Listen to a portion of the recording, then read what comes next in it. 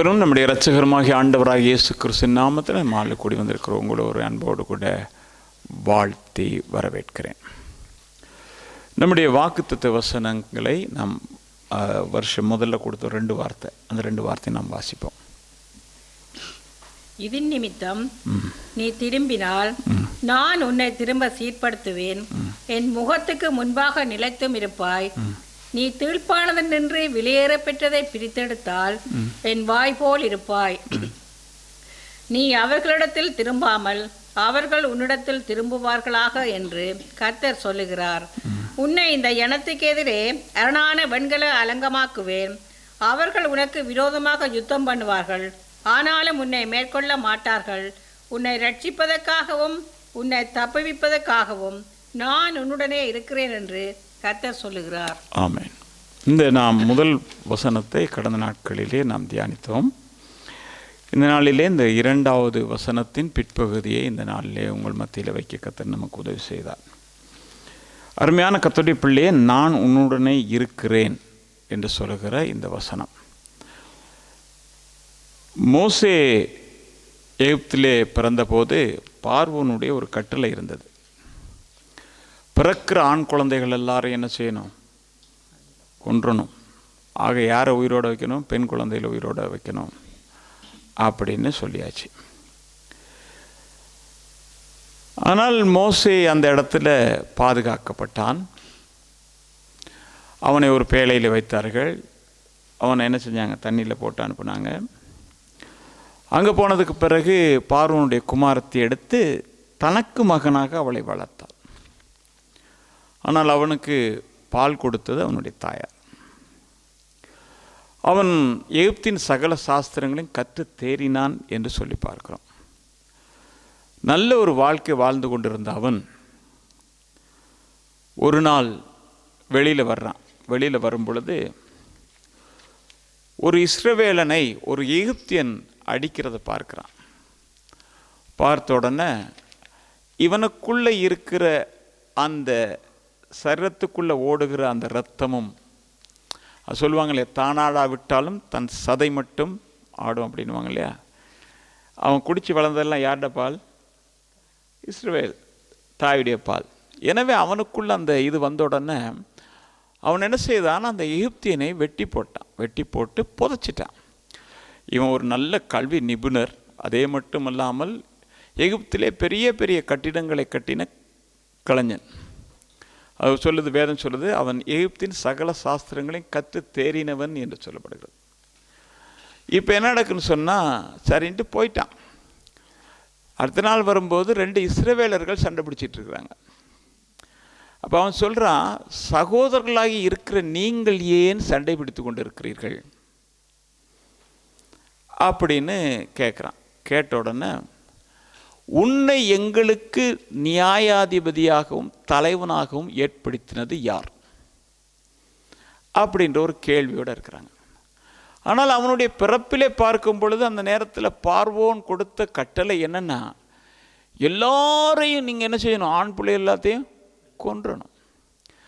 ஆனால் அந்த இடத்துல நாம் ஒரு சத்தியத்தை பார்க்கணும். எப்படின்னா, அங்கே இருந்த மருத்துவச்சிகளுக்கு கட்டளை கொடுத்த போதும் கூட அவர்கள் ஆண் குழந்தைகளை கொல்லவில்லை. அதற்கு காரணம் என்ன அப்படின்னா, அவர்கள் கர்த்தருக்கு பயந்தார்கள். கர்த்தருக்கு பயந்த அவர்களுடைய குடும்பங்களை கர்த்தர் தழைக்க செய்தார் என்றுதான் வேதத்தில் எழுதியிருக்கிறது. அப்படியா இருந்தால், ஒரு மரத்தை நீங்கள் நடுறீங்க, அந்த மரத்துக்கு நீர் பாய்ச்சுறீங்க, அந்த மரத்துக்கு உரமிடுகிறீர்கள், அது வளருகிறது. அதாவது அந்த மரத்திற்காக ஒருவருடைய பராமரிப்பு இருக்கிறது. கர்த்தருக்கு பயப்படுகிற ஒவ்வொருவரோடு கூட கர்த்தர் இருக்கிறார். மோசே பிறந்தபோது மோசேயோடு கூட கர்த்தர் இருந்தார். எனவேதான் அவன் பாதுகாக்கப்பட்டான். இப்போ இந்த செய்தி பரவலாக அடிப்படுது. எப்படின்னா, இவன் நேற்று அவனை கொண்டா இன்னைக்கு எங்களை இப்படி வச்சுட்டான் அப்படின்னு இந்த எகிப்தியனை கொண்ட செய்தி எல்லா இடத்துலையும் பரவ ஆரம்பித்த உடனே பயந்து போன மோசே மீதியானுடைய தேசத்துக்கு ஓடுகிறான். அங்கே போய் இருக்கும்போது அவன் என்ன செய்கிறான் என்றால், ஆடுகளை மேய்த்து கொண்டிருக்கிறான். நிச்சயமாக நான் நினைக்கிறேன், ஒவ்வொரு நாளும் மேன்னு சொல்லி சத்தம் போடும் பொழுது அவனை அறியாமலே உள்ளுக்குள்ளே ஒரு வேதனை நிறைந்த ஒரு கண்ணீர் காணப்பட்டிருக்கும். நான் சும்மா இருந்திருந்தா இன்னைக்கு அரண்மனையில் இருந்திருப்பேன். தேவையில்லாமல் இவங்க காரியத்தில் தலை போட்டதுனால தான் இன்றைக்கி இந்த வனாந்தரத்தில் வெயிலில் சாகுறேன்.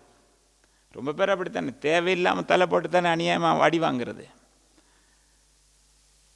அதனால அவன் நொந்து போயிருப்பான். ஏன்னா நான் இவ்வளோ அழகாக இருந்தேன், எப்படி சாப்பாடு எல்லாம், இப்போ போயிட்டு இந்த வனாந்தரத்தில் இவ்வளவு பாடுபடுறேனே, இனி கவலைப்பட்டு என்ன பிரயோஜனம் இருக்குது? நடந்து முடிச்சு. இப்போ பார்த்தா தூரத்தில் அக்கினி எரிகிறது. என்ன இந்த ஒரு நாள் நான் பார்க்கல, இப்படி யாரோ வந்து கொளுத்திட்டு போயிட்டாங்களோ அப்படின்னு கிட்ட போகிறான் பார்க்குறதுக்கு. அப்பொழுது மோசே, நீ கிட்ட வராத, ஏன்னா அந்த அக்கினி எரிகிறது, முட்செடி எரியலையே அப்படின்ற ஒரு ஆர்வம். கர்த்தர் சொன்னார், கிட்ட வராத, நீ நிற்கிற இடம் பரிசுத்தம். அப்போ ஆண்டவர் அவனை பார்த்து சொன்னார், நீ என்ன செய்ய வேண்டும் என்றால், எகிப்தில் இருக்கிற என் ஜனத்தினுடைய நிந்தையை நான் பார்த்து அவருடைய கண்ணீரை கண்டேன். அவர்களை நீ என்ன செய்யணும்னா, எகிப்தின் ராஜாவினிடத்தில் போய் சொல்லி அவர்களை என்ன செய்யணும், கூட்டிட்டு வரணும். இவனுக்கு ஏற்கனவே அவன் சொல்லிட்டு போனான், உன்னை யார்டா வச்சது அப்படின்னு. இப்போ எப்படி போகிறது? ஆண்டவர்கிட்ட கேட்குற ஒரு கேள்வி ஒன்று என்னென்னா, நீங்கள் என்ன அனுப்புகிறீங்க நல்லது தான், ஆனால் நான் போனால் அவங்க உங்கள் பேர் என்னான்னு சும்மா கேட்டாங்கன்னு வச்சுக்கோ, நான் என்ன சொல்கிறது அப்படின்னு. நீங்கள் பார்ப்பீங்கன்னாக்கும் யாத்திராமத்தின் புத்தகத்தில் 3ஆம் அதிகாரம் 14ஆம் வசனத்தை வாசிக்கும்போது அங்கே பார்க்குறீங்க, அதற்கு தேவன் இருக்கிறவராக இருக்கிறேன். என்ன பேரு? இருக்கிறவராக இருக்கிற, அவ்வளோதான்ப்பா அப்படின்ட்டார். ஏன் அப்படின்னா, அந்த பேருக்குள்ள ஒரு பெரிய ரகசியம் அடங்கி இருக்கிறது. நேற்றும் இருந்தேன், இன்றைக்கும் இருக்கிறேன், நாளைக்கும் நான் இருப்பேன். எல்லா நாட்களிலும் 3 நிலைகளிலே இருக்கிறவராகவே இருக்கிறார். ஆண்டவர்கிட்ட பேர் கேட்டால் அப்படி தான் சொல்லுவார். மனோபா பேர் கேட்குறான், ஆண்டவரே உங்கள் பேர் என்ன அப்படின்னு. அதே நீ கேட்கணும் அப்படின்னு சொன்னார். அதிசயமானவர். நியாயாதிபதி புத்தகத்தில் 13ஆம் அதிகாரம் 18ஆம் வசனம் வாசிங்கன்னா தெரியும். இந்த அதிசயமானவர் என்கிற வசனத்தை நீங்கள் பார்த்தீங்கன்னாக்கும் ஏசாயா தீர்க்கதரிசன புத்தகத்தில் 9ஆம் அதிகாரம் 6ஆம் வசனத்தில் நீங்கள் பார்த்தீங்கன்னா, நமக்கு ஒரு பாலகன் கொடுக்கப்பட்டார், நமக்கு ஒரு குமாரன் கொடுக்கப்பட்டார், கர்த்தத்துவம் அவருடைய தோளின் மேல் இருக்கும், அவருடைய நாமம் அதிசயமானவர், ஆலோசனை கர்த்தர், நித்திய பிதா, வல்லமை உள்ள தேவன் என்று சொல்லுகிற ஒரு வார்த்தையை பார்க்கலாம். அப்போ அவருடைய பேர் அது. நம்ம ஒவ்வொரு பேர் வைப்போம், ஆனால் ஆண்டவர் வைக்கிற பேரெல்லாம் அவருக்கு வித்தியாசம். நீங்கள் பார்ப்பீங்கன்னாக்கும் இந்த வார்த்தையை புதிய ஏற்பாட்டில் நாம் பார்க்கும் பொழுது பார்க்கிறோம். லூக்கால நற்செய்தி 5ஆம் அதிகாரம் 26ஆம் வசனத்தை வாசிக்கும் பொழுது, அங்கே அற்புதம் நடந்த போது அந்த ஜனங்கள் எல்லாரும் ஆச்சரியப்பட்டார்கள் என்று சொல்லி பார்க்கிறோம். அருமையான கர்த்தருடைய பிள்ளை, அன்பான தேவ ஜனமே, அவர்கள் பயம் நிறைந்தவர்களாகி அதிசயமான காரியங்களை இன்று கண்டோம் என்று சொல்லி அவர்கள் சொல்லுகிறதை நாம் பார்க்கிறோம். இன்றைக்கு மாலையில் கூடியிருக்கிற கர்த்தருடைய பிள்ளை, அன்பான தேவ ஜனமே, இருக்கிறவராக இருக்கிறேன் என்று சொல்லுகிறவர், அவர் அதிசயமானவராக இருக்கிறார் என்று சொல்லி பார்க்கிறோம். இன்னும் அநேக நாமங்கள் இருக்கிறார். இன்றைக்கு உங்களுடைய வாழ்க்கையிலும் உங்களுடைய பிள்ளைகளுடைய வாழ்க்கையிலும் குடும்பத்திலும் சபையிலும் தேவன் அதிசயமான காரியங்களை செய்வார் என்று நான் விசுவாசிக்கிறேன். எனவே இந்த மாலை வேளையிலே நாம் ஆண்டவர் இருக்கிறவராக இருக்கிறார் என்று சொல்லி நாம் சொல்லுகிறோம். நம்முடைய ஆண்டவருடைய காரியங்களை குறித்து நாம் சற்று பார்ப்போமானால், இருக்கிறவர் எப்படிப்பட்டவர் என்பதை நாம் முதலாவது தெரிந்து கொள்ளணும். நீங்கள் பார்ப்பீங்கன்னாக்க வெளிப்படுத்தின சுவிசேஷம் 1ஆம் அதிகாரம் 18ஆம் வசனம் வாசித்தீங்கன்னா தெரியும். மரித்தேன், இதோ சதா காலங்களிலும் உயிரோடு இருக்கிறேன் என்று சொல்லுகிறார். நானும் நீங்களும் ஆராதிக்கிற தெய்வம் அவர் உயிரோடு இருக்கிறார் என்பதை நாம் முதலாவது தெரிந்து கொள்ளணும். இருக்கிறவராக இருக்கிறேன், நேற்று இருந்தேன், இப்பொழுது இருக்கிறேன், நாளையும் இருப்பேன் என்று சொல்லுகிறவர் மரித்து சதா காலங்களிலும் உயிரோடு இருக்கிறேன் என்று அவர்தாமே சொல்லியிருக்கிறார். அருமையான கர்த்தருடைய பிள்ளை, அன்பான தேவ ஜனமே, எப்படி இருக்கிறார் என்று சொன்னால், மத்தேயு எழுதின சுவிசேஷம் 1ஆம் அதிகாரம் 23ஆம் வசனத்தை நீங்கள் வாசித்தீங்கன்னா தெரியும். இதோ ஒரு கன்னிகை கர்ப்பவதியாகி ஒரு குமாரனை பெறுவாள். அவனுக்கு என்ன வைக்கணும்? இம்மானுவேல் என்று பேர்வை. இம்மானுவேல் என்று பேர்வை. இம்மானுவேல் என்று சொன்னால் தேவன் நம்மோடு இருக்கிறார். மரித்தேன் சதா காலங்களிலும் உயிரோடு இருக்கிறேன் என்று சொல்லுகிற ஆண்டவர் உன்னோடு கூட நான் இருக்கிறேன் என்று சொல்லுகிறார். இந்த நம்பிக்கை உள்ள வார்த்தையை சுதந்திரித்துக் கொள்வோமேயானால், தேவன் என்னோடு இருப்பாரேயானால், வருகிற நாட்களிலே என் வாழ்விலும் குடும்பத்தின் வாழ்விலும் சபையிலும் தேவன் அற்புதம் செய்வார் என்கிறதிலே எந்த ஐயமும் கிடையாது. அருமையான கர்த்தருடைய பிள்ளை, அன்பான தேவ ஜனமே, அப்படியா இருந்தா உன்னோடு இருப்பார் என்று சொன்னால் எதுவரைக்கும் இருப்பார் என்றால், மத்தேயு எழுதின சுவிசேஷம் 28 சொல்லுகிறது, உலகத்தின் முடிவு பரியந்தமும் நான் உங்களோடு இருப்பேன். இந்த உலகத்தின் முடிவு பரியந்தம். இன்றைக்கி நாங்கள் பாடின பாட்டெல்லாம், நான் எப்பயுமே பாட்டு எடுக்கிறேன் என்ன அப்படின்னா, செய்தியெல்லாம் ஆயத்தப்படுத்த இல்லாட்டி முதல்ல ஏதாவது ஒரு பாட்டு வர்றதை எது வருதோ அதை எடுத்துருவேன். எடுத்து போட்டுட்டு எனக்கு நேரம் அடுத்த செய்திக்கு போனால் நமக்கு தேவை டைம் இருக்கா அப்படின்னு போட்டுருவேன். போட்டால் இன்றைக்கி படித்த பாடல்கள்லாம் செய்தியில் இருக்கிற பாடல்கள் இப்படி தான் ஒவ்வொரு செய்தியில் இருக்கும். நான் அதை நினைத்து நான் கர்த்தருக்கு நன்றி செலுத்துகிறேன். அப்போ உலகத்தின் முடிவு பரியந்தமும் நான் இருக்கிறேன் என்று சொல்லுகிறார். அதுக்கு பிறகு என்ன நடக்கும் அப்படின்னா, நான் அவரோடு கூட இருப்பேன். இந்த உலகத்தின் முடிவு பரியந்தம் அவர் என்னோடு கூட இருக்கிறார். அதற்கு பிறகு நான் அவரோடு கூட இருப்பேன். நீங்கள் பார்ப்பீங்கன்னாக்கும் யோவான் எழுதின சுவிசேஷம் 14 நீங்கள் வாசிக்கும் பொழுது, நான் போய் உங்களுக்கு ஒரு ஸ்தலத்தை ஆயத்தப்படுத்திட்டு நான் வந்து உங்களை என்னோடு கூட என்ன செய்வேன்? சேர்த்து கொள்வேன். அருமையான கர்த்தருடைய பிள்ளை, அன்பான தேவஜனமே, என்னிடத்தில் நான் சேர்த்து கொள்வேன் என்று சொன்னார். வெளிப்படுத்துகிற சுவிசேஷம் 4 பார்த்தீங்கன்னாக்கும் இங்கே ஏறி வா என்று சொல்லுகிற ஒரு சத்தத்தை கேட்கிறோம். அருமையான கர்த்தருடைய பிள்ளை, அன்பான தேவஜனமே, அப்படியா இருந்தா நாம் எல்லாரும் ஒரு நாள் ஏகி ஆண்டவரிடத்திலே போவோம் என்கிற ஒரு விசுவாசத்தின் நிமித்தமாகத்தான் நாம் இந்த பாடுகள், பிரச்சனைகள், போராட்டங்கள் எவைகள் எப்படி இருந்தாலும் கூட கர்த்தரோடு நடக்க வேண்டும் என்கிற ஒரு வாஞ்சியோடு கூட நாம் நடந்து கொண்டிருக்கிறோம். அதுதான் எங்களுடைய பிரதிபலன். நாம் ஒரு நாள் இந்த ஓட்டத்தை முடிச்சிருவோம். ஓட்டத்தை முடிச்சதுக்கு பிறகு நம்முடைய ஓட்டம் ஆரம்பிக்கும். சீயோனிலே அவரோடு கூட இணைந்து சதா காலங்களில் ஆண்டவருக்கு ஊழியம் செய்யத்தக்கதான ஒரு வாழ்க்கையை கர்த்தர் நமக்கு தருவார் என்கிற அந்த விசுவாசம்தான் இந்த ஓட்டத்தை நாம் இவ்வளவு தூரம் ஓடுகிறதுக்கு நமக்கு கிருபை செய்கிறது. நாங்கள் எங்கே யாரையும் என்னது செய்கிறதில்லை. உங்களுக்கு அதை தருவார், இதை தருவார், அப்படி தருவார் நாங்கள் சொல்லுகிறதில்லை. ஆனால் எல்லாம் தருவார் ஆண்டவர். ஆனால் மேலானது என்னது? உங்களுக்கு நித்திய ஜீவனை தருவார். அதுதான் வேதமே சொல்கிறார், நித்திய ஜீவனை அளிப்பேன் என்பதே அவர் நமக்கு கொடுத்த வாக்குத்தத்தம். அருமையான கர்த்தருடைய பிள்ளை, அன்பான தேவஜனமே, அப்போ நாம் எல்லாரும் ஒரு நாள் என்ன செய்வோம்? போவோம். நீங்கள் பார்ப்பீங்கன்னாக்கும் ஏறி வா என்று சொல்லுகிறதுக்கு அந்த வசனத்தை நீங்கள் பார்த்தீங்கன்னா தெரியும். எப்படி போட்டிருக்குன்னா, இவைகளுக்கு பின்பு இதோ பரலோகத்தில் திறந்திருக்கப்பட்ட ஒரு வாசலை கண்டேன். அப்போ தான் வாசல் திறக்குது. அது வரைக்கும் இல்லை. இப்போ என்னென்னா அடிக்கடி ரொம்ப பேர் போகிறாங்க, வர்றாங்க, இருக்கிறாங்க, அதெல்லாம் வேற விஷயம். ஆனால் வேதத்தில் அப்படியெல்லாம் எனக்கு தெரிந்த அளவில் இல்லை. எப்படி? இனிமே ஏறி வா அப்படின்ற அந்த சத்தம் தான் கேட்கும். நீங்கள் வேதத்தில் பார்ப்பீங்கன்னாக்கும் எபிரேயருடைய புத்தகத்தில் 11 40 நீங்கள் வாசிங்கன்னா தெரியும். இவர்கள் எல்லாரும் விசுவாசத்திலே நற்சாட்சி பெற்றும் என்ன செய்தாங்களாம்? வாக்குத்தத்தம் பண்ணப்பட்டதை அடையாமல் போனார்கள். என்ன செய்கிறாங்க? அவர்கள் எல்லாரும் காத்திருக்கிறாங்க. ஏனென்றால் புதிய ஏற்பாட்டு கால பரிசுத்தவானாகிய நீங்களும் நானும் உள்ளே போகும் வரைக்கும் அவர்கள் பூர்ணராக முடியாது. அவர்கள் நம்மை அல்லாமல் பூர்ணராகாதபடிக்கு தேவன் விசேஷித்த ஒன்றை நமக்காக வைத்திருக்கிறார் என்று தான் வேதம் சொல்லுகிறது. நாங்கள் போனதுக்கு பிறகு ஆனால் அவங்களுக்கு எல்லாம் இருக்குது. எப்படி? 24 மூப்பர்களுக்கு அங்கே ஆசனங்கள் போடப்பட்டிருக்கிறது. தாவீது, ஆபிரகாம் யார் இருக்காங்கன்னு நமக்கு தெரியல. அப்படிப்பட்ட பழைய ஏற்பாட்டு மூப்பர்கள் இருப்பாங்க. அக்கினி கடல் இருக்குது, பளிங்கடல் இருக்குது, எல்லாம் இருக்குது. ஆனால் சிங்காசனம் இருக்குது. சிங்காசனத்தில் இவங்க யாருக்கு இடம் கிடையாது.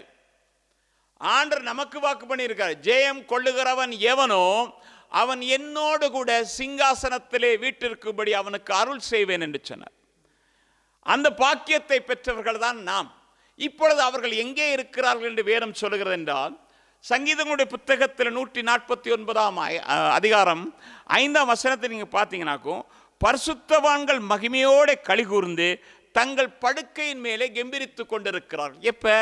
இன்னும் கொஞ்ச நாளில் கதவு திறக்கப்பட போகிறது, நாங்கள் போய் எங்கள் ஆசனத்தில் உட்காருவோம், நம்ம சகோதரர்கள் வர வரைக்கும் நாம் கொஞ்சம் பொறுமையாக இருப்போம், அது வரைக்கும் ஆண்டவரை மகிமைப்படுத்தணும். அவங்க பரலோகத்துக்கு போகிறதுக்கு உண்டான வாஞ்சியோடு கூட அவங்க எப்பயோ மறைத்திட்டாங்க, அவங்கெல்லாம் ஆயத்தமாக இருக்கிறாங்க. எனவே தான் தெசலோனிக்கருக்கு எழுதும் பொழுது பவுல் எழுதுகிறார் எப்படின்னா, கடைசி எக்கால சத்தம் கேட்கும் பொழுது அவரவர் என்ன செய்வாங்க? மரித்தோர் தங்கள் தங்கள் இதில் போயிடுவாங்க, ஆனால் மரித்தவர்களுக்கு நாம் முந்திக் கொள்ளுகிறது இல்லை என்று சொல்லப்படுகிறது. யோபு சொல்லுகிறான், மனுஷன் பூமியின் தூளிலே படுத்திருக்கிறான் என்று. தானியலுக்கு ஆண்டவர் சொல்லும்போது சொன்னார், உன் அந்த வீதாசாரத்துக்கு எழுந்திருக்கு வரைக்கும் நீ போய் படுத்திருப்பா அப்படின்னாரு. எனவே இவர்கள் எல்லாரும் நமக்காக காத்திருக்கிறார்கள், நாம் போனதுக்கு பிறகுதான் அவர் போக முடியும். எனவே அருமையான கர்த்தருடைய பிள்ளை, அன்பான தேவஜனமே, இருக்கிறவராக இருக்கிறேன் என்று சொன்னவரை நான் இங்கே மட்டுமல்ல இந்த ஓட்டத்தை முடித்து அவரோடு கூட நான் இருப்பேன் என்கிற வாஞ்சியோடு கூட ஓடுகிற யாராக இருந்தாலும் அவர்கள் ஒருபோதும் வெட்கப்பட்டு போறதில்லை. அருமையான கர்த்தருடைய பிள்ளை, அன்பான தேவஜனமே, அப்ப இப்படிப்பட்ட ஆண்டவருடைய சுபாவங்கள் என்ன? அவர் இம்மானுவேலனாக இருக்கிறார், இருக்கிறவராக இருக்கிறார், எல்லாம் நமக்கு தெரியுது. ஆனால் ஆண்டவருடைய சுபாவம் என்ன? ஏனென்றால் ஆண்டவர் சொன்னார், நான் ஜெயம் கொண்டது போல நீங்களும் ஜெயம் கொள்ள வேணும். இந்த உலகத்தில் எத்தனையோ பாடுகள், போராட்டங்கள், பிரச்சனைகள் இந்த உலகத்தான் செய்கிறது போலெல்லாம் இருந்தாலும் கூட நான் எப்படி நடந்தனோ அப்படி நீங்கள் நடந்தீங்கன்னா நீங்கள் ஜெயம் கொண்டால் சிங்காசனத்தில் உங்களுக்கு இடம் இருக்குன்னு சொன்னார். நீங்கள் வேதத்தில் பார்ப்பீங்கன்னு சொன்னால் நம்முடைய ஆண்டவருடைய முதலாவது சுபாவத்தை பார்க்கும் பொழுது மத்தேயு எழுதின சுவிசேஷம் 11 அதிகாரம் 29 வசனம், நான் சாந்தமும் மனத்தாண்மையுமா இருக்கிறேன், என் நுகத்தை உங்கள் மேல் ஏற்றுக்கொண்டு என்னிடத்தில் கற்றுக்கொள்ளுங்கள். என்னதான்? நான் சாந்தமும் மனத்தாழ்மையுமா இருக்கிறேன் அப்படின்றார். நான் சாந்தம் உள்ள தேவன், நான் மனத்தாழ்மை உள்ள தேவன் என்று சொல்லுகிறார். நீங்க லூக்கா எழுதின நற்செய்தி நூல் 22 அதிகாரம் 27 வசனத்தை வாசிக்கும் பார்க்கிறீங்க. பந்தி இருக்கிறவனோ பணிவிடை செய்கிறவனோ எவன் பெரியவன்? பந்தி இருக்கிறவன் அல்லவா? அப்படி இருந்தும் நான் உங்கள் நடுவிலே பணிவிடைக்காரனை போல் இருக்கிறேன். நான் எப்படி இருக்கிறேன் என்றால் பணிவிடைக்காரனை போல இருக்கிறேன். ஆனால் நான் தான் பணிவிடை பெறத்தக்கதான ஒருவர். ஆனால் நான் எப்படி இருக்கிறேன் என்றால் பணிவிடைக்காரனை போல இருக்கிறேன். ஆண்டு சொன்னாரு, என்னிடத்திலே மனத்தாழ்மையை கற்றுக்கொள்ளுங்கள் என்று சொன்னாரு. நம்ம ஒவ்வொருடைய வாழ்க்கையிலும் மனத்தாழ்மை இருக்கிறது என்பதை நான் அறிவேன். ஆனால் நம்முடைய மனத்தாழ்மையானது இன்னும் மேலோங்கி வளர வேண்டும் என்பதுதான் நம்முடைய வாஞ்சாக இருக்கணும். நேற்று இப்படி இருந்தோம், இன்று இப்படி இருக்கிறோம், நாளை இன்னும் மனத்தாழ்மை உள்ளவர்களாக நாம் வாழ வேண்டும் என்கிற வாஞ்சை நமக்கு இருக்கணும். இதெல்லாம் உடனே சுபாவங்கள் எல்லாம் வந்துடாது, எங்கேயோ கடையில் போயிட்டு வாங்குற மாதிரி இல்லை. இது நம்முடைய அன்றாட வாழ்க்கையில நாம் சந்திக்கிற ஒவ்வொரு நேரங்களிலும் ஒவ்வொரு நிலைகளிலும் நாம் கற்றுக்கொள்கிறதும் அதை கடைபிடிக்கிறதுக்கு ஏதுவான காரியங்களை நாம் பின்பற்றணும். அப்போ ஆண்டவருடைய மனத்தாழ்மை குறித்து நாம் பார்க்கும் பொழுது நீங்க பார்த்தீங்கன்னாக்கும், யோவான் எழுதின சுவிசேஷத்தில் 13 அதிகாரம் 15 வசனத்தை வாசிக்கும் பொழுது, நான் உங்களுக்கு செய்தது போல நீங்களும் செய்யும்படி உங்களுக்கு மாதிரியை காண்பித்தேன். எனது நான் உங்களுக்கு செய்தது போல நீங்களும் செய்யும்படி உங்களுக்கு மாதிரியை காண்பித்தேன். நான் என்ன செய்தேன் அப்படின்னா, நீங்க பார்ப்பீங்கன்னாக்கும், ஆண்டவர் பந்தியிலிருந்து எழுந்து ஒரு சால்வை எடுத்து கட்டிட்டு ஒரு பாத்திரத்தில் தண்ணி எடுத்துட்டு ஒவ்வொருத்தருடைய கால்களையும் ஆண்டவர் கழுவினார். எவ்வளவுக்கு எவ்வளவு தன்னை தாழ்த்த முடியுமோ அவ்வளவுக்கு அவ்வளவு தாழ்த்தினார். அதுதான் மனத்தாழ்மை. அருமையான கர்த்தருடைய பிள்ளை, அன்பான தேவஜனமே, அவர் சிலுவையின் மரண பரியந்தமும் தம்மைத்தாமே தாழ்த்தினார் என்று பிலிப்பியருடைய புத்தகத்தில் நாம் வாசிக்கிறோம். எனவே ஆண்டவர் தம்மைத்தாமே தாழ்த்தினார். இந்த உலகத்தில் நாம் கொண்டு வந்தது ஒன்றுமில்லை, கொண்டு போக போகிறதும் ஒன்றுமில்லை. இருக்கிற நாட்களிலே நாம் நம்மை தாழ்மைப்படுத்துவோமானால் நாம் தேவனுடைய பார்வையிலே விலையேற பெற்றவர்களாய் காணப்படும் பொழுது தேவன் சொல்லுகிற சாட்சி என்ன என்றால், இந்த பூமியிலே நீ என்னை போல வாழ்ந்து நீ ஜெயம் பெற்றாய், என்னுடைய சிங்காசனத்திலே வந்து இரு. அருமையான கர்த்தருடைய பிள்ளை, அன்பான தேவஜனமே, அப்படியா இருந்தா ஆண்டவர் எங்கே இருக்கிறார் என்று சொன்னால், வேதத்தில் நாம் பார்க்கிறோம் இருக்கிறவராக இருக்கிறார் என்று சொல்லுகிறவர். இன்றைக்கு எங்கே இருக்கிறார் என்றால் வாசிப்போம். மத்தேயு சுவிசேஷம் 18ஆம் அதிகாரம் 20ஆம் வசனத்தில், ஏனெனில் 2-3 பேர் என் நாமத்திலே எங்கே கூடுகிறீர்களோ அங்கே அவர்கள் நடுவிலே இருக்கிறேன் என்று சொன்னார். இன்றைக்கு மாலை வேளையில் இருக்கிறவராக இருக்கிறேன் என்று சொன்னவர் நம்முடைய மத்தியிலே அசைவாடுகிறவராக, ஆவியானவராக இந்த இடத்துல இருக்கிறார் என்று விசுவாசிக்கிறேன். அருமையான கர்த்தருடைய பிள்ளை, அன்பான தேவஜனமே, ஆண்டவர் நம்மோடு கூட இருக்கிறார் என்றால், நம்முடைய மத்தியிலே இருக்கிறார் என்றால், ஆண்டவர் நமக்கு கொடுக்கிற முதலாவது வாக்குத்தத்தம் என்ன தெரியுமா? நான் உன்னை மேன்மைப்படுத்துவேன், உன் குடும்பத்தை மேன்மைப்படுத்துவேன், உன் பிள்ளையை மேன்மைப்படுத்துவேன், சபையை மேன்மைப்படுத்துவேன், உன் சரீர சுகத்தில் ஒரு மேன்மையை கொடுப்பேன், உன் குடும்பத்தின் தேவைகளை சந்தித்து உன்னை மேன்மைப்படுத்துவேன். ஒவ்வொரு நிலைகளிலும் தேவன் நம்மை மேன்மைப்படுத்துவார். நீங்க வேதத்தில் வாசித்து பார்க்கும் பொழுது யோசுவாவுடைய புத்தகத்தில் 3ஆம் அதிகாரம் 7ஆம் வசனம், கர்த்தர் யோசுவாவை நோக்கி, நான் மோசையோடு இருந்தது போல உன்னோடும் இருக்கிறேன் என்பதை இஸ்ரவேலர் எல்லாரும் அறியும்படிக்கு இன்று அவர்கள் கண்களுக்கு முன்பாக உன்னை மேன்மைப்படுத்துவேன். என்னது? நான் மோசையோடு இருந்தது போல உன்னோடும் இருக்கிறேன் என்று சொல்லி அநேக கண்கள் காணத்தக்கதாக நான் உன்னை மேன்மைப்படுத்துவேன்.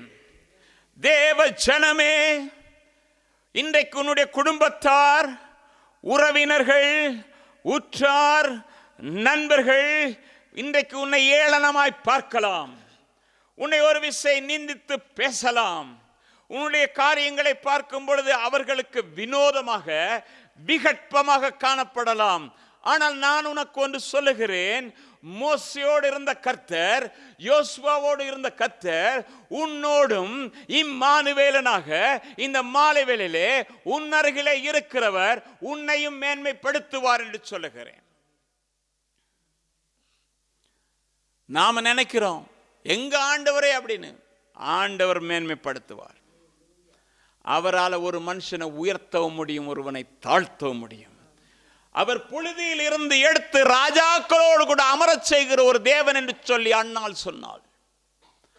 இன்றைக்கு நீங்க எந்த நிலைமையில இருக்கலாம், எப்படிப்பட்ட நிலைமையிலும் இருக்கலாம். நான் ஒன்று சொல்லுகிறேன், இந்த உலகத்தின் பார்வையிலே நீங்கள் உங்களை பார்த்தால் ஒருபோதும் நீங்கள் மேன்மை அடைய முடியாது என்று உங்களுக்குள்ளே ஒரு கற்பனை தோன்றலாம்.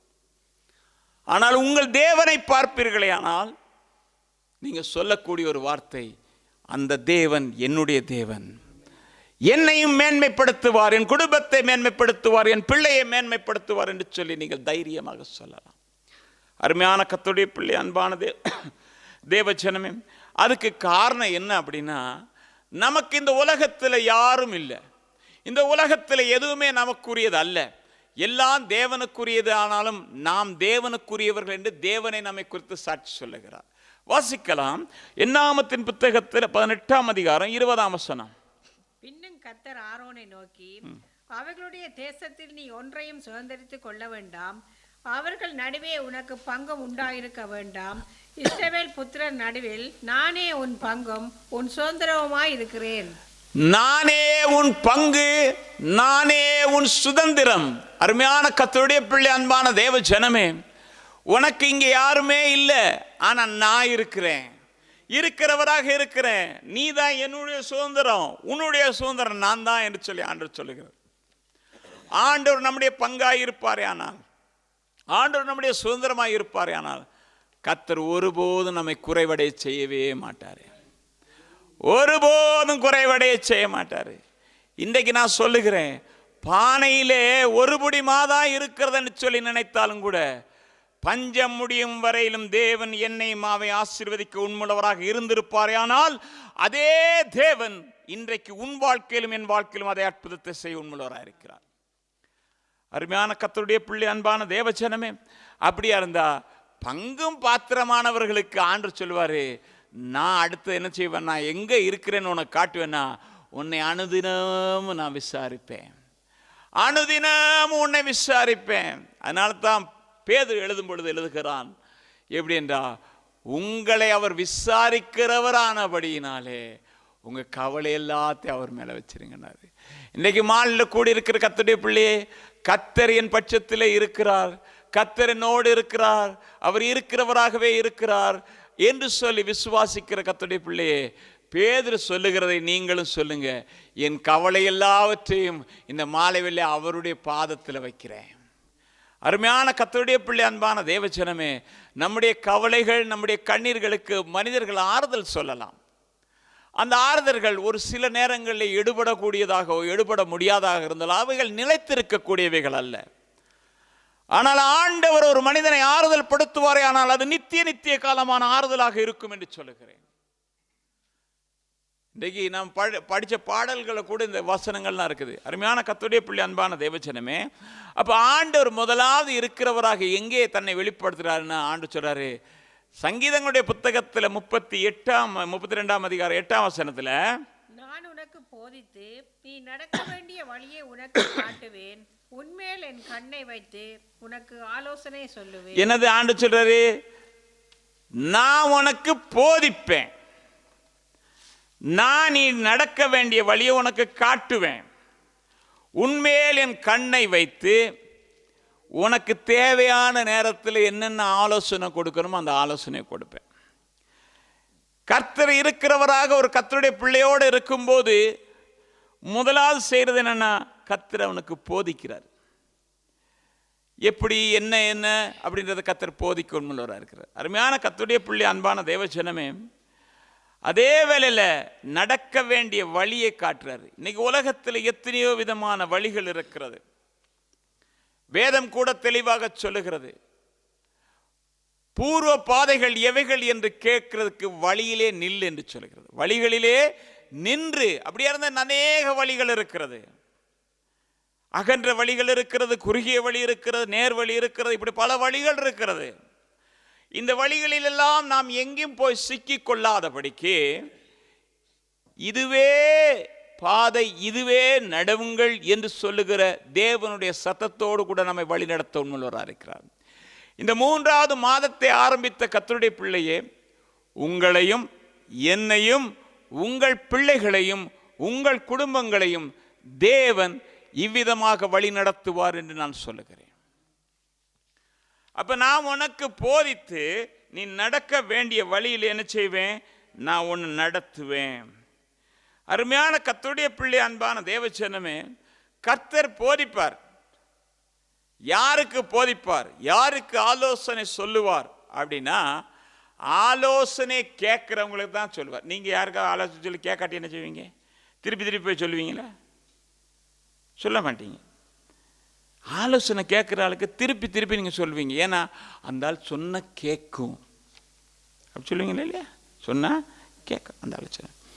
கர்த்தர் ஆலோசனை கொடுப்பார். அந்த ஆலோசனை ரொம்ப வித்தியாசமாக இருக்கும். யார்? ஆலோசனை கேட்குறவனுக்கு தான். மார்த்தாளுக்கு ஆண்டவர் ஆலோசனை சொல்ல மாட்டார். ஏன்னா மார்த்தாள் ஆண்டவருக்கே ஆலோசனை சொல்லுவான். இல்லை, சிரிக்கிறீங்க. மரியா உட்காந்துருக்கிறா, மார்த்தா கிட்ட போயிட்டு ஆண்டு சொன்னார், உன் சகோதரன் என்ன செய்வான் உயிரோட? எனக்கு தெரியாத கடைசி நாள் இருந்து, அது உமக்கு தெரியாதா? இந்த தெரிஞ்சுக்கணும். இவர் சொல்றாரு, அவன் உயிரோட இருப்பான், கடைசி நாளில் எழுப்புவார் என்பது எனக்கு தெரியும், உமக்கு தெரியாது, அதனால தான் சொல்லிக்கிட்டு இருக்கிறீர். இன்னைக்கு ஆலோசனை கர்த்தருக்கே நாம் கொடுக்கிற நேரங்கள் இருக்கிறது. நீங்க கொடுக்க மாட்டீங்க, நான் கொடுப்பேன். நாம் ஜாக்கிரதையா இருக்கணும். எதுக்கு? அதுக்கு என்ன தெரியுமா செய்யணும்? மரியாதை போல போய் உட்கார்ந்துடணும், பாதத்தில் உட்கார்ந்துடணும். நீங்க பேசுங்க, நான் கேட்கிறேன். அதை விட்டு நான் பேசுறேன் நீங்க கேட்குன்னு சொல்லக்கூடாது. ஆண்டவர்கிட்ட போய் தாவீது கேட்கிறான், ஆண்டவரே பெலிஸ்தியரை நான் மேற்கொள்ளும்படியாக நீங்க முதல்ல சொன்னீங்க, நான் போனேன். கேட்குறான், நான் போவேன்னா போவாங்கன்னு சொல்லி போயிட்டேன், இப்பயும் போகவா அப்படின்னு கேட்குறான். ஆண்டவர் என்ன சொன்னாரு? நீ போ, ஆனா பாளையத்துக்குள்ள போயிடாத, போய் அந்த மறைவில் ஒளிஞ்சுக்க. முசுக்கட்டை செடியின் சத்தம், அந்த இரைச்சலின் சத்தம், ஒரு காற்று அனுப்புவேன், அந்த காற்று அங்கே வீசும்போது அந்த சத்தம் கேட்கும், அப்பொழுது நீ உள்ளே வா, நானும் இருப்பேன், ஜெயம் உனக்கு கிடைக்கும். அப்படிதானே? அதான் ஆலோசனை. நீ தனியா போனா மாட்டிக்க. இந்த நேரம் அவங்க வைத்திருக்கிற வலை உனக்கு தெரியாது. ஆனால் நான் அங்கே போய் உனக்கு முன்னதாக இருக்கும்போது நீ அங்கே வர்றதுக்கு சரியான டைமில் வந்தனாகும் உனக்கு ஜெயம். இன்னைக்கு தேவ பிள்ளைய உன் வாழ்க்கையில் ஜெயம் வர வேண்டும், கர்த்தர் அந்த ஆலோசனை தர வேண்டுமானால் ஆண்டவர்கிட்ட நீ கேட்டு பழகணும். எப்படி ஆண்டவரே நடக்கும், என்ன நடக்கும்னு கேட்டு பழகணும். ரெபேக்காளுடைய வயிற்றிலே ஒன்றோடு ஒன்று மோதிக்கொண்டிருக்கும் போது வைத்தியர்கிட்ட கேட்கறது இல்லை, ஆண்டவர்கிட்ட கேட்டா எப்படி இது முடிய போகுது அப்படின்னு. இவைகளை நமக்கு எழுதி கொடுத்தது என்ன தெரியுமா? வாசித்துட்டு எப்படியோ கதை புஸ்தகம் மாதிரி போறதுக்கு இல்லை. நம்முடைய ஒவ்வொரு சூழ்நிலைகளும் இக்கட்டான நேரங்களிலும் ஆண்டவரை பார்த்து, ஆண்டவரே நான் என்ன செய்ய வேண்டும் என்று ஆலோசனை கேட்டால் சரியான ஆலோசனை கொடுத்து தேவன் வழி நடத்த உண்மையுள்ளவராக இருக்கிறார். அருமையான கர்த்தருடைய பிள்ளை, அன்பான தேவஜனமே, அதே வேளையில் கர்த்தர் என்ன தெரியுமா செய்யறாரு? நம்ம மேல கண்ணை வைத்து இருக்கிறார். எவ்வளவு நேரம் வச்சிருப்பார்னா வாழ்நாள் எல்லாம் வைத்திருப்பார். நீங்க பார்ப்பீங்கன்னாக்கும் லூக்கா நற்செய்தி நூல் 13ஆம் அதிகாரம் 34ஆம் வசனத்தை வாசிக்கும் பொழுது கோழி தன் குஞ்சுகள் என்று சொல்லப்பட்டிருக்கிறது. ஒரு கோழி தன் குஞ்சுகளை என்ன செய்யும்? மேய விடும். இஷ்டமாரி நீ ஓடி ஓடி விளையாண்டு என்ன வேணாலும் செஞ்சுக்க அப்படின்னு. அந்த கோழி எதை தெரியுமா? அந்த குஞ்சு என்ன தெரியுமா செய்யும்? இந்த ஆகாரத்தை கொத்துறதுலேயே தான் ஐடியாவில் இருக்கும். அப்படித்தானே? அது வேற எங்கேயும் சாரி அங்கேயே போய் ஓடிக்கிட்டே இருக்கும். ஆனால் இந்த கோழி என்ன தெரியுமா செய்யும்? குஞ்சை பார்த்துக்கிட்டே இருக்கும். குஞ்சு பார்த்துக்கிட்டே இருக்கிறது மட்டும் இல்லை, அந்த அழகை ரசிக்கிற நேரத்தில் மேலேயும் கொஞ்சம் பார்க்கும். என் குஞ்சுகளுக்கு ஆபத்தை செய்கிறதுக்கு அவன் வருவான் என்று சொல்லி ஆபத்தை பார்த்து கொண்டே என்ன செய்யும் என்றால் குஞ்சுகளை பார்த்து கொண்டே இருக்கும். ஆனால் அவன் வருகிறான் என்று சொன்னபோது தன்னுடைய குரலை உயர்த்தி தன் குஞ்சுகளை கூப்பிட்டு தன் செட்டைகளுக்குள்ளே மறைத்து கொள்ளும். தேவ ஜனமே, நமக்கு ஆபத்து என்று ஒன்று வரும் பொழுது தேவன் தம்முடைய செட்டைகளுக்குள்ளே மறைத்து பாதுகாக்கிறவராயிருக்கிறார். அந்த ஆபத்து எங்கேயோ இருந்தல்ல, சில வேளைகளில் நாம் வேலை செய்கிற இடங்களா இருக்கலாம், போகிற இடங்களா இருக்கலாம், வருகிற இடங்களா இருக்கலாம். சத்துரு நம்மை மேற்கொள்ள வேண்டும் என்று சொல்லி, நமக்கு தீங்கு விளைவிக்க வேண்டும் என்று சொல்லி நினைக்கும் போது ஆண்டவர் நம்மோடு கூட இடைப்படுவார். சொப்பனத்தோடு இடைப்படுவார், வேத வசனத்தோடு கூட இடைப்படுவார். நீ இங்கே போ என்று சொல்லுவார், நீ இங்கே போகாது என்று சொல்லுவார். எல்லா நிலைகளிலும் இருந்து கர்த்தர் நம்மை எங்கே பாதுகாக்க வேண்டுமோ அந்த இடத்துல பாதுகாக்க அவர் உண்மையுள்ளவர். அவருடைய கண்கள் இன்றைக்கும் பூமி மீது எங்கும் சுற்றி திரிகிற தேவனுடைய கண்கள் உங்கள் மேலும் என் மேலும் விழுந்து கொண்டுதான் இருக்கிறது என்று சொல்லுவேன். நம்முடைய பிள்ளைகள் மேல் விழுந்து கொண்டுதான் இருக்கிறது. தேவனுடைய கண்கள் நம்ம ஒருபோதும் என்ன செய்யணும்? மறந்து போகாதுங்க. அந்த கண்ணிலேயே நாம் எப்போதும் இருப்போம். என் பிள்ளை என் பிள்ளை என் பிள்ளை என் பிள்ளைன்னு சொல்லி கண்ணிலே வச்சிருப்பாரு. நமக்கு தெரியலையா? பிள்ளைகள் பிறந்தவுடன் நம்ம என்ன செய்வோம்? என்னதான் இருந்த அந்த பிள்ளைகளை என்ன தூங்கல வைக்கல, உடனே ஓடி போய் அந்த பிள்ளைகளை தூக்கி என்ன எப்படி அந்த பிள்ளை அழுகிறத விடுவோமா? இல்லை. ஏன்? அவ்வளோ அன்பு இல்லையா? அப்படியா அந்த நம்ம அப்பா எவ்வளோ அன்பாக இருப்பார், ரத்தம் சிந்தி நம்ம விட்டுக்கிட்டார். அருமையான கர்த்தருடைய பிள்ளை, அன்பான தேவச்சனமே, அப்போ ஆண்டவர் என்ன செய்வார்? ஆலோசனை சொல்லும்போது ஒரு காரியம் சொல்லுவார் தெரியுமா? நீ ஒன்றுக்கும் பயப்படாத, நீ பயப்படாத. நம்ம என்னத்துக்குன்னா நாம் பயந்து தான் இருக்கிறோம். வாழ்க்கையில் எல்லாத்துக்கும் பயம். இருட்டுக்கு பயம், வேலைக்கு பயம், வீட்டில் பயம், பிள்ளைகளுக்கு பயம், போகிற இடத்துல பயம், காண்றது எல்லாமே என்னது? நமக்கு பயம். இன்றைக்கு பயம்தான் என்ன செய்யுது? ஆட்கொண்டு. ஆனால் என்ன தெரியுமா படிப்போம்? பயப்பட மாட்டேன், நான் பயப்பட மாட்டேன். நாளைக்கு என்ன செய்யறது தெரியலையே, மறைந்திருக்கிறது பயம். இயேசு கூட வருவார். நான் சொல்கிறேன், நம்ம பயப்படுறதுனால ஒன்றுமே நடக்க போகிறதில்ல. தேவன் அனுமதிக்காத ஒன்றுமே நம்ம வாழ்க்கையில் நடக்கிறதில்ல. 2 பணத்துக்கு 5 அடைக்கலாங்குருவிகள் விற்கப்படுகிறது அல்லவா? அவைகளில் ஒன்றாகிலும் மறக்கப்படுவதில்லை. உங்கள் தலையில் இருக்கிற அத்தனை கர்த்தர் எண்ணிதான் வச்சிருக்காரு. அவர் அறியாமல் ஒன்று விழா அவர் தான் சொன்னார். அப்படிதானே? ஆண்டருடைய வார்த்தை ஒன்று பொய் சொல்லாது. ஆண்டருடைய வார்த்தை வேணால் நாம் பொய்யாக சித்தரிக்கலாம். வானமும் பூமியும் ஒளிந்தாலும் என் வார்த்தைகள் ஒளிந்து போகாது என்று சொன்ன கர்த்தருடைய வார்த்தை ஒருபோது ஒளிந்து போகாது. அதுக்கு ஜீவன் இருக்கிறது. அந்த ஜீவனுள்ள வார்த்தைகள் உண்மையைத்தான் நமக்கு பிரதிபலிக்கிறது. அருமையான கர்த்தருடைய பிள்ளை அன்பா, ஏசாயா தீர்க்கதரிசன புத்தகம் 41 10 வாசிங்க. நீ பயப்படாதே, நான் உன்னுடனே இருக்கிறேன். திகையாதே, நான் உன் தேவன். நான் உன்னை பலப்படுத்தி உனக்கு சகாயம் பண்ணுவேன். என் நீதியின் வலது கரத்தினால் உன்னை தாங்குவேன். என்னது? பயப்படாத, நான் உன் கூட இருக்கிறேன். இன்றைக்கு மாலையில் கூடியிருக்கிற கர்த்தருடைய பிள்ளையே, 2026 மார்ச் மாதம் 1ஆம் தேதி கர்த்தருடைய சமூகத்தில் இருக்கிறோம். இவ்வளவு நாள் நாம் பயந்தது, இவ்வளவு நாள் நாம் அதை சிந்தித்து கொண்டிருந்தது எல்லாத்தையும் விட்டுருங்க. ஏன் தெரியுமா? ஆண்டு சொல்கிறார், நான் உன் கூட இருக்கிறேன், நீ பயப்படாத. உன்னுடைய எதிர்காலத்தை குறித்து பயப்படாத, உன் பிள்ளையினுடைய எதிர்காலத்தை குறித்து பயப்படாத, படிப்பு குறித்து பயப்படாத, வேலையை குறித்து பயப்படாத, எதை குறித்து நீ பயப்படாத, நான் உன் கூட இருக்கிறேன். அது யாருக்கு? இன்றைக்கு பயந்து இருக்கிற நமக்கு. அன்றைக்கு சீசர்கள் பயந்து அந்த அறையில் இருந்தது போல் கர்த்தர் உங்களோடு கூட இன்றைக்கு பேசுவார். ஆனால் அதுதான் உங்களுக்கு கிடைச்ச வாக்குத்தத்தம், அதுதான் உங்களுக்கு கிடைச்ச வார்த்தை. அருமையான கர்த்தருடைய பிள்ளையே, எரேமியா 1:19 நீங்கள் வாசித்து பார்த்தீங்கன்னா, அவர்கள் உனக்கு விரோதமாக யுத்தம் பண்ணுவார்கள், ஆனாலும் உன்னை மேற்கொள்ள மாட்டார்கள். வாசிங்க.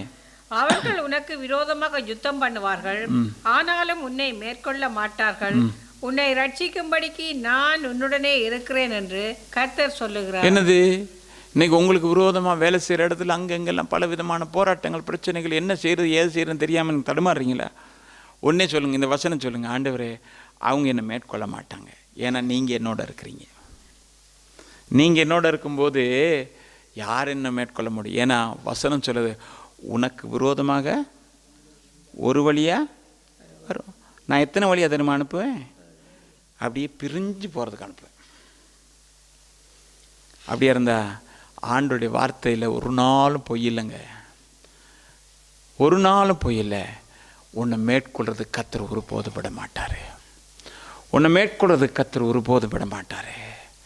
உனக்காக இன்றைக்கு பள்ளத்தாக்கு கர்த்தர் பிளப்பார். அந்த பள்ளத்தாக்கில் இருந்து தண்ணீர் வரும். இன்றைக்கு நீ நொந்து போய் சோர்ந்து போய், ஆண்டவரே நான் என்ன செய்கிறேன் என்கிற ஒரு பயத்தோடு இருப்பேனா, உனக்கு லேகியில ஒரு பள்ளத்தாக்கை கர்த்தர் பிளக்கிறார்.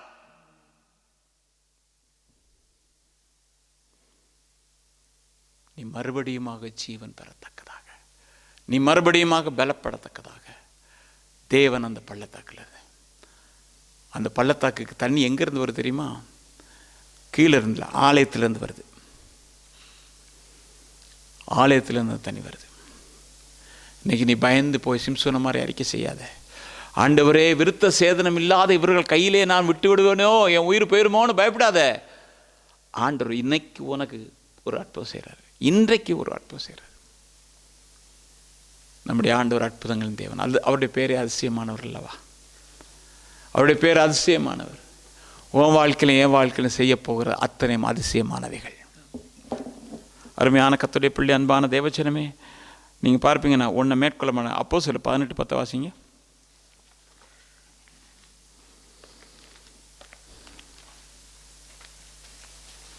நான் உன்னுடனே கூட இருக்கிறேன். உனக்கு தீங்கு செய்யும்படி ஒருவனும் உன்மேல் கை போடுவதில்லை. இந்த பட்டணத்தில் எனக்கு அநேக ஜனங்கள் உண்டு என்றார். இப்போ இந்த வசனத்தை வாசிங்க. எரேமியா 1:8.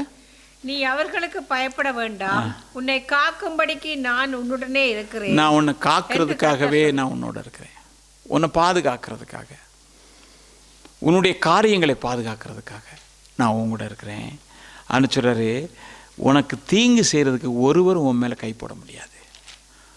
எத்தனையோ பேர் அப்படியே சேர்ந்து வரலாம், ஒன்று கூடி வரலாம், உன்னை மேற்கொள்ள முடியும் என்று சொல்லி வரலாம், ஆனால் மேற்கொள்ள மாட்டாங்க.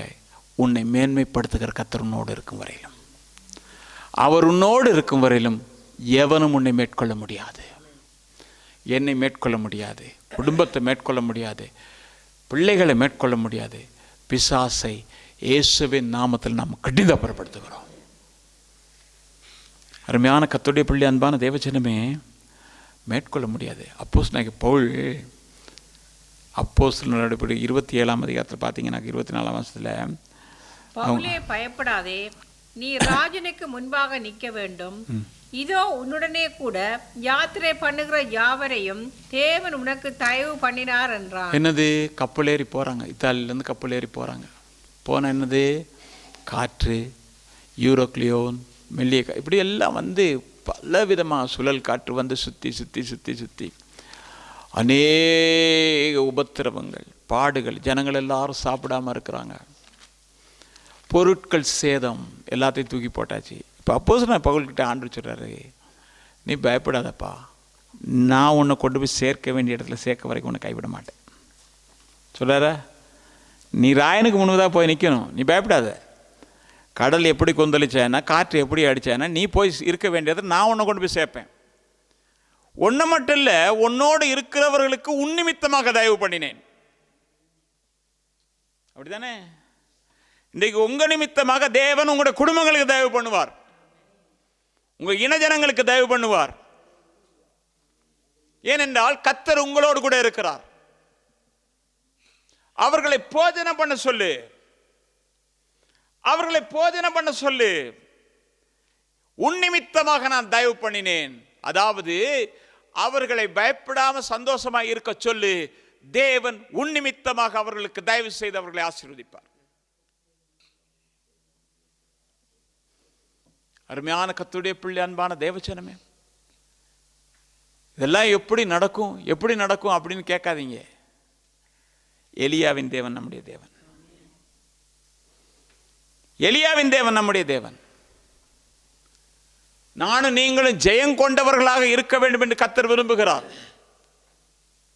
போராட்டங்கள், பிரச்சனைகள் இருக்கத்தான் செய்யும்.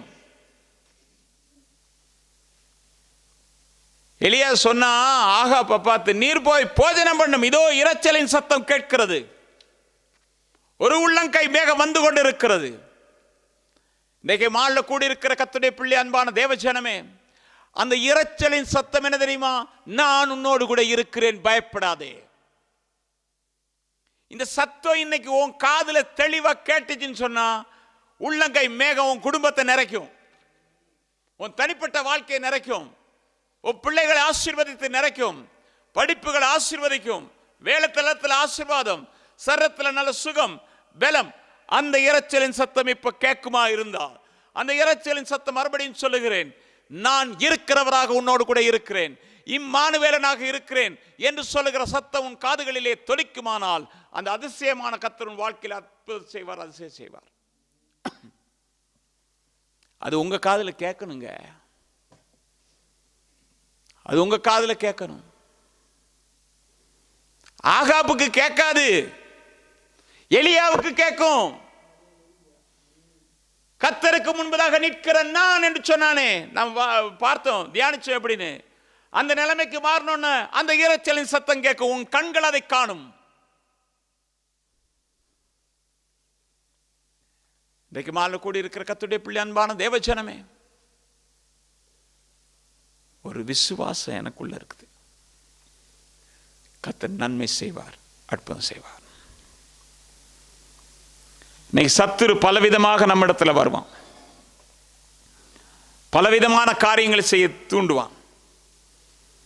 அதுல ஒண்ணு என்ன தெரியுமா? சரீரத்தில் பலவீனத்தை கொடுப்பான், வியாதியை கொடுப்பான். வியாதி எனக்கு ஏன் இப்படி வருகிறது கேட்காதீங்க. அந்த வியாதியே வரவிடாதபடிக்கு கர்த்தர் இந்நாள் வரைக்கும் தடுத்தவர், இனிமேலும் தடுக்கணும் இருக்கார். யாத்திராமத்தின் புத்தகத்தில் 15ஆம் அதிகாரம் 26ஆம் வசனம் விதமாக சொல்லுகிறது, நீ உன் தேவனாகிய கர்த்தரின் சத்தத்தை கவனமாய் கேட்டு அவர் பார்வைக்கு செம்மையானவைகளை செய்து அவர் கட்டளைகளுக்கு செவி கொடுத்து அவருடைய நியமங்கள் யாவையும் கை கொண்டால், நான் எகிப்தியருக்கு வரப்பண்ணின வியாதிகளில் ஒன்றையும் உனக்கு வரப்பண்ணேன், நானே உன் பரிகாரியாகிய கர்த்தர் என்றார். உனக்கு எந்த வியாதியும் வரப்பண்ண மாட்டேன், ஆனால் அப்படி ஒரு வியாதி வந்திருந்தாலும் கூட இந்த மாலை வேளை உனக்கு நான் பரிகாரியாக இருக்கிறேன் என்று கர்த்தர் என்னோடு கூட பேசுகிறவராக இருக்கிறார், என்னோடு கூட பேசுகிறவராக இருக்கிறார். எப்படிப்பட்ட சரீர பலவீனமாக இருக்கலாம். வியாதினா கொஞ்சம் தடுமல், இருமல், காய்ச்சல் இல்லை, எந்த மாதிரி ஒரு வியாதி. நீ இன்னைக்கு எதை நினைத்து கொண்டு பயந்திருந்தாலும் சரி, ஆண்டவர் சொல்றாரு, நான் உனக்கு பரிகாரி, என் தழும்புகளால் இந்த மாலையில் குணமாகிறாய். அது இங்கல்ல, எங்கேயோ இருக்கிற யாருக்கோ நீ ஜெபம் பண்ணிக்கிட்டு இருந்தாலும் கூட கர்த்தருடைய வார்த்தை என்னன்னா, உன் மூலமாக மற்றவர்களுக்கு அது கடந்து போகணும், நீ பரவி பாய்கிற ஆறு என்று சொல்லுகிறேன். இந்த மாலை வெள்ள அங்க அற்புதம் செய்வார் கர்த்தர். அங்க ஒரு தெய்வீக சுகம் வரும். தெய்வீக சுகத்தை இன்னைக்கு ரட்சிக்கப்பட்டவங்க நம்புறது இல்லைங்க. தெய்வீக சுகத்தை நம்புறது இல்லை. ஆனால் 100% நம்புறேன். ஏனென்றால் என் தேவன் எனக்கு அவ்விதமான அற்புதங்களை செய்திருக்கிறார். அநேக காரியங்கள் என் வாழ்க்கையில் நடந்திருக்கிறது. இன்னும் அநேகருடைய வாழ்க்கையில் நடந்ததை நான் பார்த்திருக்கிறேன். தெய்வீக சுகம் இல்லைன்னு சொல்லலாது. தெய்வீக சுகம் இருக்கு. ஏனென்றால் என்னுடைய கர்த்தருடைய காரியம் எல்லாம் இயற்கைக்கு அப்பால் பட்டதுங்க. நம்ம கண் காணக்கூடியது இவ்வளவுதான், நம்ம பார்க்கக்கூடியது இவ்வளவுதான், நம்ம மூளைக்கு இவ்வளவுதான்.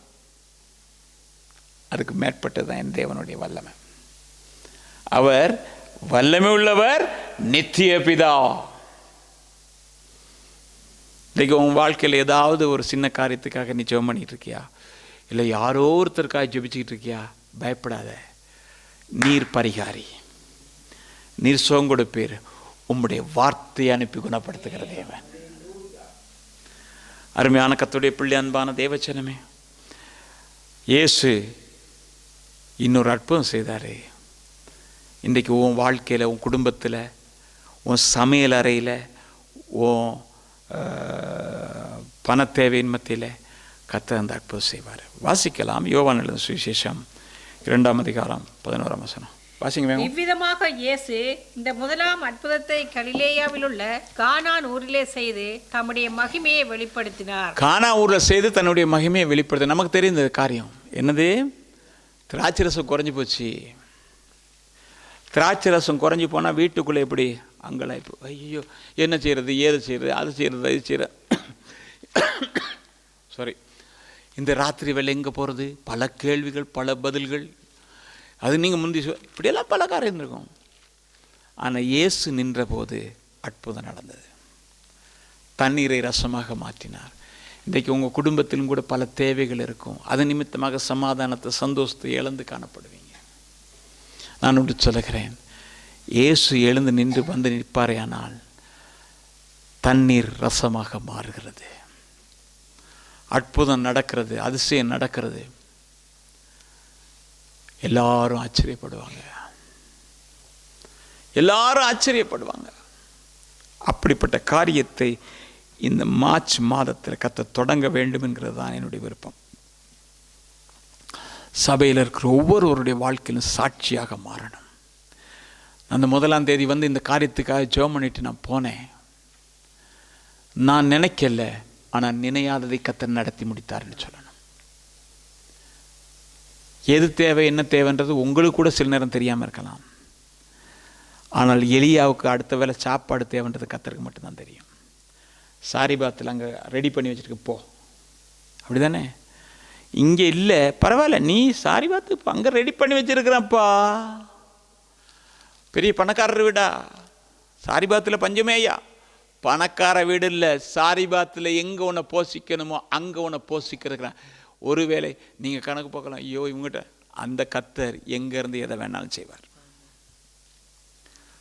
அப்படியா இருந்தால் இந்த தேவன் எனக்கு யாராக மாற வேண்டுமென்றால் எனக்கு மேய்ப்பனாக மாறணும். நீங்கள் சங்கீதங்களுடைய புத்தகத்தில் 23ஆம் அதிகாரம் 1ஆம் வசனத்தை வாசிங்க. கர்த்தரின் மேய்ப்பராக இருக்கிறார். கர்த்தர் உங்கள் மேய்ப்பனாக இருந்தால் நீங்கள் ஒருபோதும் தாழ்ச்சி அடைகிறதில்லை. 6ஆம் வசனத்தை நீங்கள் வாசிங்க. என் ஜீவனுள்ள நாளெல்லாம் நன்மையும் கிருபையினை தொடரும். என் ஜீவனுள்ள நாளெல்லாம் நன்மை. அறிக்கை செய்யுங்க, நன்மையும் கிருபையும் தான் என்னை தொடரும். அருமையான கர்த்தருடைய பிள்ளை, அன்பான தேவ, ஏசாயா 48:15 பார்த்துங்க. கடைசி பார்ப்பீங்க, அவன் வழி வாய்க்கும். நீங்கள் செய்கிற அத்தனை காரியத்தையும் கர்த்தர் வாய்க்க பண்ணுவார். கர்த்தர் உங்களோடு கூட இருந்து 53ஆம் அதிகாரம், இந்த 35ஆம் அதிகாரம் 3ஆம் வசனம் 3-4 வாசிங்கன்னா அங்கே பாருங்கள் ஒரு வசனம். தளர்ந்த கைகளை திடப்படுத்தி தள்ளாடுகிற முழங்களை என்ன செய்யுங்க? பலப்படுத்துங்க. மனம் பதறுகிறவர்களை பார்த்து நீங்கள் பயப்படாதிருங்கள், திடன் கொள்ளுங்கள் என்று சொல்லு. இன்றைக்கி மனம் பதறி போயிருக்கிறீங்களா? ஐயோ ஐயோ ஐயோ ஐயோன்ற ஆண்டு சொல்லுன்னா பயப்பட வேணான்னு சொல்லுப்பா. நான் மரித்தேன், சதா காலங்கள் உயிரோடு இருக்கிறேன். அதுவும் இருக்கிறவராகவே நான் இருக்கிறேன், இருக்கிறவராக இருக்கிறேன். காரணம் என்னென்னா, நம்முடைய ஆண்டவர் நமக்கு ஆறுதல் செய்கிற தேவனாக இருக்கிறார். ஏசாயா தீர்க்கதரிசி புத்தகத்தில் 51ஆம் அதிகாரம் 12ஆம் வசனம் வாசிங்க. தெரியும், நானே உங்களுக்கு ஆறுதல் செய்கிறவர், சாக போற மனுஷனுக்கும் புல்லுக்கு ஒப்பாகிற மனுபுத்திரனுக்கும் பயப்படுகிறதற்கும் வானங்களை விரித்து பூமியை அஸ்திவாரப்படுத்தி உன்னை உண்டாக்கின கர்த்தரை மறக்கிறதற்கும் நீ யார்? என்னது ஆண்டு சொல்றாரு, நானே உங்களுக்கு ஆறுதல் செய்கிறேன். எந்த மனுஷனுடைய ஆறுதலும் நம்மை தேற்றாது, எந்த மனுஷனுடைய வார்த்தையை நம்ம பலப்படுத்தாது. ஒருவேளை உதவி செய்வேன்னு சொன்னால் கூட உதவி செய்ய மாட்டேன்ற நிலையில் இருக்கலாம். ஆனால் பரலோகத்திலிருந்து வருகிற உதவியை யாராலும் தடுக்க முடியாது. மேலேருந்து கர்த்தர் செய்வார். ஏனென்றால் தானியேல் முழங்கால் படி போட்டா, நீ முழங்கால் படி போடுறதுக்கு முதல்ல ரெடி ஆயிடுச்சுன்னு தான் சொன்னார். முழங்கால் படி பண்ணுறதுக்கு முதல்ல அங்கே எல்லாம் ரெடி ஆயிடுச்சு. அதுக்கு என்ன தெரியுமா செய்யணும்? பிரியமான புருஷனே. இந்த ஏசாயா 48 நீங்கள் வாசித்தீங்க, என்னென்னா அந்த வசனம் 15ஆம் வசனத்தில் வாசித்தீங்க, உன் வழி வாய்க்கும். அதுக்கு முதல் வசனம் பார்த்தீங்கன்னா, எனக்கு பிரியமானது செய்யணும். அதுக்கு ஒப்பு கொடுங்க, கர்த்தர் நிச்சயமாக உங்களை ஆசீர்வதிப்பார். இந்த மாதத்தில் கர்த்தர் இருக்கிறவராக இருக்கிறார். நான் உன்னோடு கூட இருக்கிறேன். உன்னை யாரும் மேற்கொள்ள முடியாது. சத்ரு உன்னை மேற்கொள்ள முடியாது. உன் குடும்பத்தை மேற்கொள்ள முடியாது. உன் பிள்ளையை மேற்கொள்ள முடியாது. உன்னுடைய கையின் பிரயாசங்களை அவன் அழிக்க முடியாது. உன்னுடைய வீட்டில் எல்லா தேவைகளும் சந்திக்கப்படும். அவ்விதமாக தேவன் நம்மை ஆசீர்வதிக்க உள்ளதாக இருக்கிறார். நம்ம எல்லாரும் எழுந்திருந்து பந்திக்கு போவோம்.